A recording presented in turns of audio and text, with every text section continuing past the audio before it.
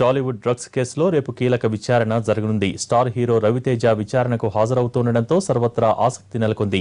Mass మహారాజుగా పెద్ద సంఖ్యలో అభిమానుల్ని సొంతం చేసుకున్న రవితేజను ఎంతసేపు విచారిస్తారు, ఎలాంటి ప్రశ్నలు అడుగుతారు అన్నదానిపై పలు ఊహాగానాలు మొదలయ్యాయి.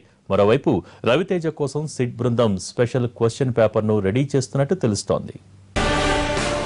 డ్రగ్స్ కేసు విచారణ పర్వంలో రవితేజ సమయం ఆసన్నమైంది. కొన్ని రోజులుగా సినిమా షూటింగుల్లో భాగంగా విదేశాల్లో ఉన్న రవితేజ తాజాగా హైదరాబాద్ చేరుకున్నారు. సిట్ విచారణ ఎదుర్కొనే ముందు ప్రముఖ లాయర్లతో రవితేజ సంప్రదింపులు జరిపినట్టు తెలుస్తోంది. విచారణలో పోలీసులు అడిగే ప్రశ్నలను ఎలా ఎదుర్కోవాలి, ఇతర న్యాయపరమైన అంశాలు అడిగి తెలుసుకున్నట్టు సమాచారం.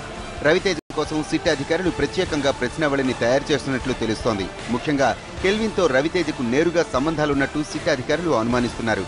కెల్విన్ ఫోన్లో రవితేజ ఫోన్ నెంబర్ ఇప్పటికే గుర్తించారు. మరోవైపు డ్రగ్స్ సప్లయర్ జిషన్తో దాదాపు 6 ఏళ్ల నుంచి రవితేజ కూసింది. కెల్విన్ను రవితేజకు జిషనే పరిచయం చేసినట్టు సిట్ అధికారులు గుర్తించారు.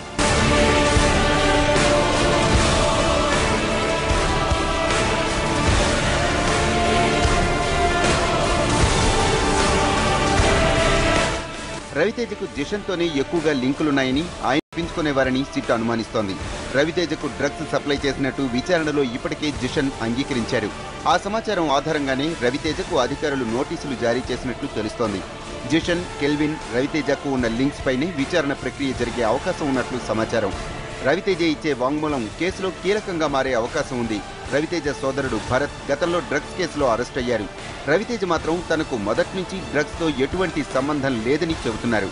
అయితే రవితేజకు కెల్విన్తో సంబంధాలున్నట్లు సిట్ అధికారుల వద్ద ఆధారాలున్నాయి. వాటి ఆధారంగానే రేపు అతన్ని ప్రశ్నించే అవకాశం ఉంది. రవితేజ విచారణకు తేదీలను ఇప్పటికే 2 సార్లు మార్చారు సిట్ అధికారులు. అయితే వ్యూహం ప్రకారమే విచారణ తేదీని మార్చారన్న వాదన వినిపిస్తోంది. చార్మి, ముమైత్ ఖాన్లు ఇచ్చిన సమాచారం ఆధారంగా రవితేజను విచారించాలన్న ఉద్దేశంతోనే సిట్ ఆ నిర్ణయం తీసుకున్నట్టు తెలుస్తోంది. మరోవైపు మీడియా కంటపడకుండా సిట్ విచారణకు హాజరు కావాలన్న ఉద్దేశంలో ఉన్నారట రవితేజ. దాంతో తన ఇంటి వద్ద నుండి కాకుండా వేరే ప్రాంతం నుండి నేరుగా సిట్ విచారణకు హాజరవుతారని తెలుస్తోంది. రవితేజ విచారణ ముగిసిన తరువాత మరో హీరో తనీష్, నందు, రవితేజ కారు డ్రైవర్ శ్రీనివాసరాజును విచారించనున్నారు సిట్ అధికారులు.